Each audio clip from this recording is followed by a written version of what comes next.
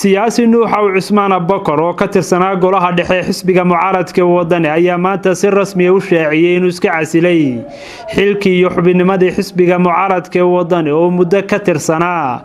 anigoo ah nuux cusmaan abakar oo ka mid ahaa golaha dhexe wadani oo ahaa qoladii isbahaysiga markii hore kulmiye ka timi markii dambena ku biirtay wadani muddana la joogay wadani waxaan maanta go'aansaday inaan xisbiga xubinnimadiisii iyo golihiisii dhexe iska casilo.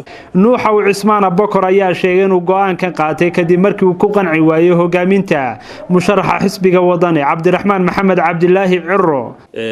sababaha aan iskaga casilayaa waxa weeye runtii xagga hogaaminta xisbiga oo runtii aad u jilicsan oo aan sidii anigu kolley markaan dee fikirkayga iyo maskaxdayda la tashaday dalkan Somaliland waxa loo tartamayaa waa kursiga madaxweynenimada ee dalkan Somalilandna waxay ku taallaa mandiqad xasaasiya geeska Afrika oo ay dee colaado iyo mushkilado ku hareeraysan yihiin. runtii waxay u baahan tahay go'aan qaadasho lagu haleyn karo ummadda dhan iyo dalka dhan.